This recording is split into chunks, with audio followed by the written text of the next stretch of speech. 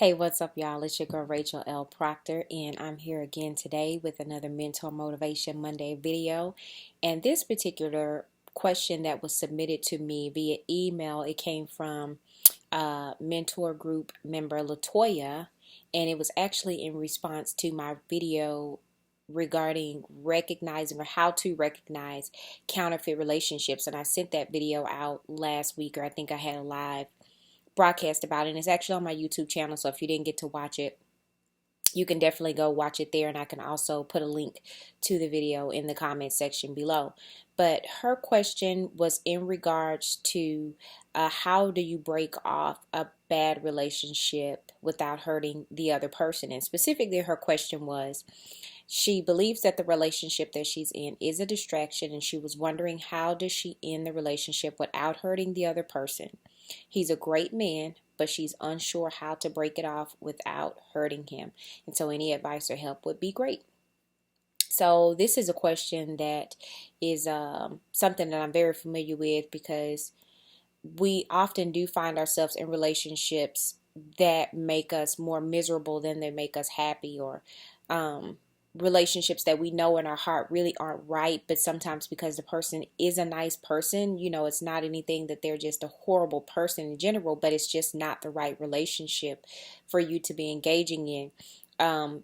Even though we know that it's not right, sometimes we hold on to it for some of those reasons.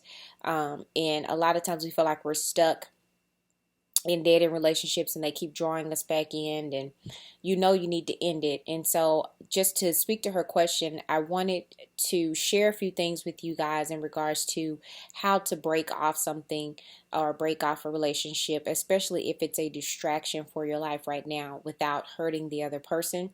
And so the first thing that I want you to keep in mind is that you have to actually recognize when you're in a relationship that's more of a distraction than it is a part of your destiny.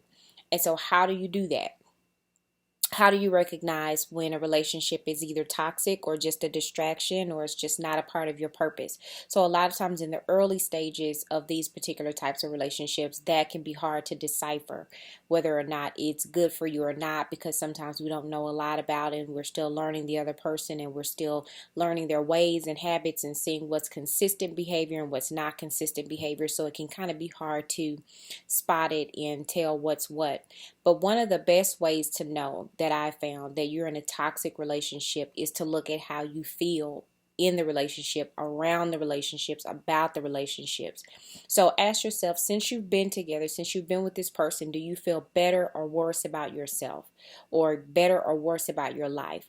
Think about when you spend time with that person. How do you feel? Do you feel uplifted? Do you feel relaxed? Do you feel confident? Do you feel appreciated? Or do you feel depressed or nervous or unsure? And so when you're apart from that person, do you feel certain and at peace about your relationship, or do you feel some level of anxiety about it?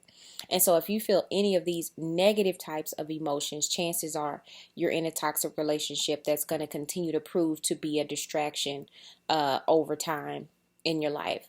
And so as far as the point to her question, how do I break it off without hurting the other person?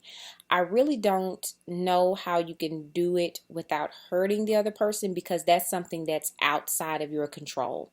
You can't choose how they're going to react. And so that's why, as I always say, you have to fear the right thing. Fear is a great motivator if you fear the right thing. And so are you fearing what it's going to do to the other person? Or are you fearing what it's holding up in your life in regards to your purpose and what God has called you to do? Or are you fearing disappointing God through this relationship that you know is not ordained by Him? Because you need to ask yourself, is this particular relationship breaking God's heart? Because that's what's most important. And not to say that the other person's feelings don't matter, but you should never put anyone else's feelings above the feelings of God and what God feels about the things that we engage in, especially things that impact our purpose and either cause us to compromise, cause us to sin, live in sin, whatever that is that the relationship is causing. Those things, especially if the relationship, I guess I should say is a better way to put it, is causing a wedge between you and God. And so again, it can become easy to try and retract your position if you see the other person start to react in an emotional way, start to cry or start to beg or ask why, or just um, question you on why you're doing it. And a lot of their reaction is going to show you why it's probably not good for you to be in that relationship in the first place, especially if it's a lot of drama and all of that stuff. And I'm not saying that it's going to be easy for you, because it more than likely it's going to be very difficult for you, especially if you care deeply about them and they care deeply about you, and you never want to hurt someone. But again, I don't think it's good for you to ever place their feelings above your own feelings. If you're not comfortable in the relationship, if you're not satisfied in the relationship, if it's causing you to be stunted in your spiritual growth, I don't think you should ever place their feelings above your own, and definitely don't place them above your relationship with God. So you've got to look at what is being held up in your life because of the time that you're dedicating to something that's not meant to go with you into your future. I'm going to say that again. Look at the things that this relationship is causing to be held up in your life, whether that's blessings from God, whether that's favor from God, whether that's your time that they're taking up, whatever it is. But what is being held up in your life because you're dedicating that time to a relationship that's not meant to go with you into your future? Now, as far as some tangible things that I think you can take away in regards to ending bad relationships or ending relationships that have proven to be a distraction, is you have to take it in steps. So I'm not saying that you just, go call up the person right now and just be like, and just, hit them with it upside the head or anything like that as far as that. But your first step may just be letting them know that you need to talk with them, or that setting up the time for you guys to actually talk.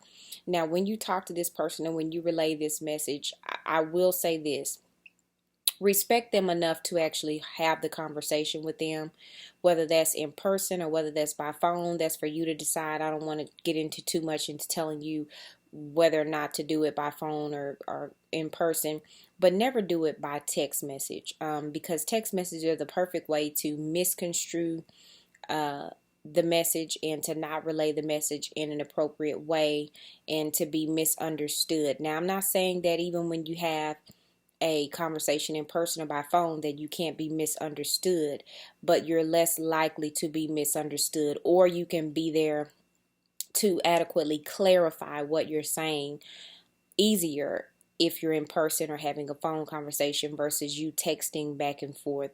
I think if this person meant anything to you, as LaToya said, this person is a good person, doesn't seem like a bad person. I think you owe them at least that much to at least speak with them and have a respectful conversation with them.